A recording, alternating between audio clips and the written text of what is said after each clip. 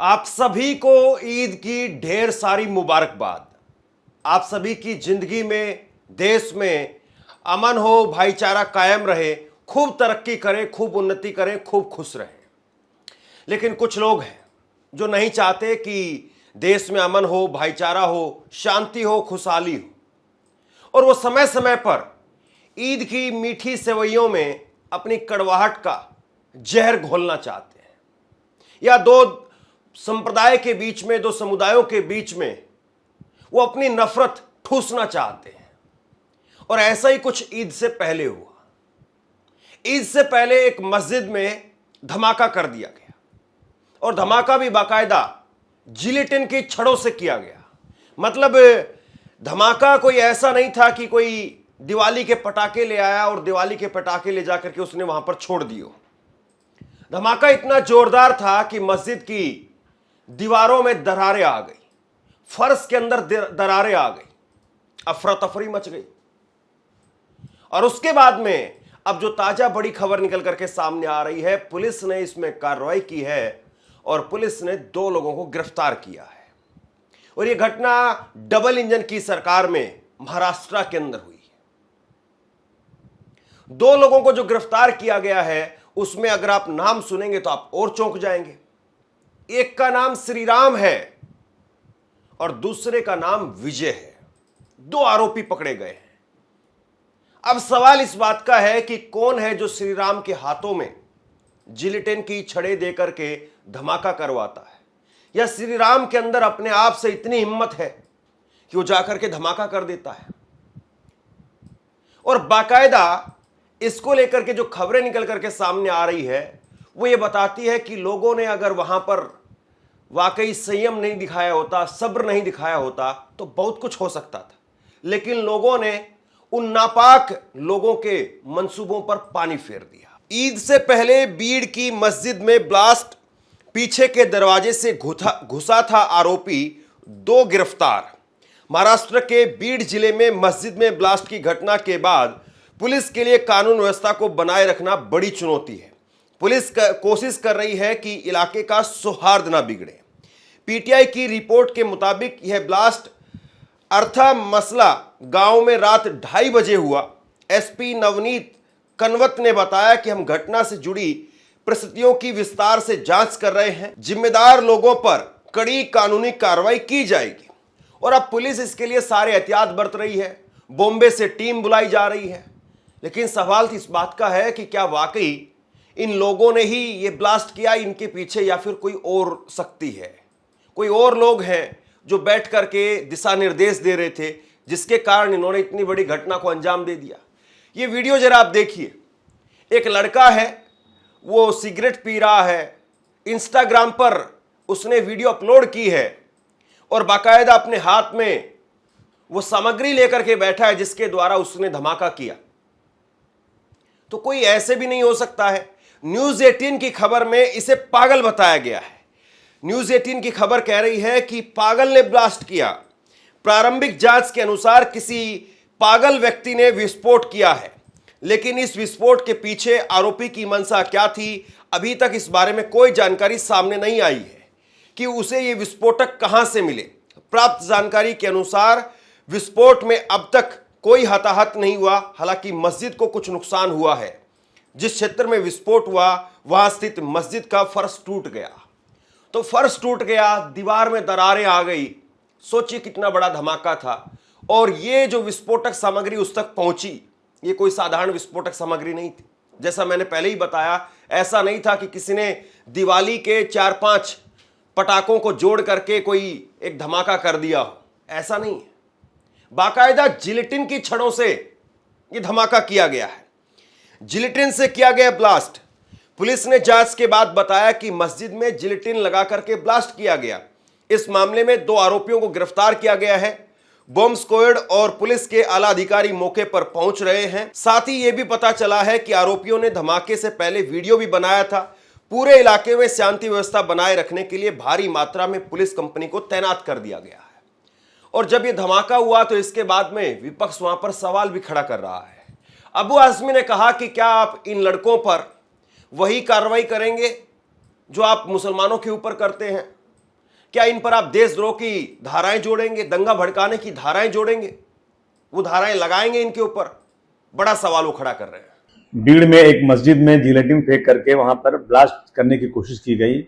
वहां किसी को चोट भी लगी है, दीवारों पर उसका असर हुआ है। मैंने खुद तो देखा नहीं है, हम न्यूज़ में आ रहा है। लेकिन जिलेटिन जो है ना, ये आतंकवादी लोग इस्तेमाल करते हैं।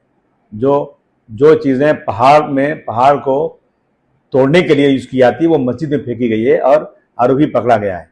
मैं महाराष्ट्र सरकार से कहना चाहता हूँ कि सबका साथ सबका विकास, आप उनके ऊपर कौन सी कलम लगा रहे हैं? देशद्रोह का कानून लगाया कि नहीं लगाया आपने उसको सख्त कानून लगा करके ब्लास्ट जो लोग जो है आतंक फैला रहे हैं, उस तरह का कानून उन पर तुरंत लगाइए, अनाउंस कीजिए कि लगाया गया। ऐसा महसूस नहीं होना चाहिए कि धर्म देखकर यहाँ कानून लग रहा है, और हो यही रहा है कि धर्म देखकर काम हो रहा है। लेकिन अभी मैं सरकार से पूछना चाहता हूं कि इस पे कौन कौन सी कलम लग रही है, और इसको जो है आतंकवाद के केस में लिया गया कि नहीं लिया गया, देशद्रोह के केस में लिया गया कि नहीं लिया गया। मस्जिद पे ब्लास्ट किया, बहुत संगीन है। मुस्लिम हिंदू की आपस में लड़ाई से हो सकती है, लॉ एंड ऑर्डर का प्रॉब्लम खड़ा हो सकता है। तो तुरंत सरकार जो है इस पर सख्त कानून लगाए और जनता को बताए कि हमने जिस तरह से मुसलमानों पे कानून लगाया है, उसी तरह से हम हर धर्म के साथ लगाएंगे। इस घटनाक्रम के बाद में पुलिस ने जो कुछ कहा है वो वाकई चौंकाने वाला है। नवजीवन अखबार ने इसको छापा है कि एक अधिकारी ने बताया कि पुलिस ने इस मामले में बीड़ के गेवराई तालुका निवासी विजयराम गोहाने 22 साल के और श्रीराम अशोक सांगड़े 24 साल के, इन दोनों शख्स को गिरफ्तार किया है। उन्होंने कहा कि घटना के कारण गांव में तनाव की स्थिति है, वहां सुरक्षा के कड़े इंतजाम किए गए हैं। अधिकारी के मुताबिक एक व्यक्ति मस्जिद के पिछले हिस्से से घुसा और उसने कथित तौर पर वहां जिलेटिन की कुछ छड़ें रख दी, जिनसे विस्फोट हो गया। गांव के मुखिया ने रविवार तड़के करीब 4 बजे तलवाड़ा पुलिस को इसकी सूचना दी। अधिकारियों ने बताया कि विस्फोट के कारण मस्जिद का अंदरूनी हिस्सा क्षतिग्रस्त हो गया। अब जरा सोचिए, ये रात को 2:30 बजे ये लड़के घुसते हैं और घुस करके वहां पर ब्लास्ट कर देते हैं। अगर इन लड़कों को कोई पकड़ लेता, गांव के लोग पकड़ लेते, वहां पर मस्जिद में सो रहे लोग पकड़ लेते, या आसपास घरों के लोग पकड़ लेते, और हो सकता है कि पकड़ने के बाद में इनकी मोब लिंचिंग कर दी जाती, इनको मार दिया जाता, तो क्या कहा जाता? हो सकता है कि फिर ये जिलेटिन वाली बात ये छिपा ली जाए, या धमाका नहीं हुआ हो, ये लोग सिर्फ धमाका करने के लिए घुसे हो। और फिर इस बात पर क्या कोई यकीन करता भी कि क्या वाकई ये दोनों लोग, जिसका नाम श्रीराम है और विजय है, ये धमाका करने के लिए ही घुसे थे? या फिर ये गोदी मीडिया के अंदर चलाया जाता कि कुछ मुसलमानों ने जबरदस्ती उन पर ये जिलेटिन की छड़ें चिपका दी है कि तो धमाका करने के लिए घुसे थे, जबकि ऐसा कुछ था ही नहीं। बहुत सारी बातें हो सकती थी। वहां पर कम से कम पुलिस की सराहना की जानी चाहिए कि पुलिस ने त्वरित इस पूरे मामले में प्रारंभिक खुलासा किया। और दूसरा, उन गांव के लोगों की जरूर जो है प्रशंसा की जानी चाहिए कि उन्होंने आपा नहीं खोया, वहां माहौल नहीं खराब होने दिया।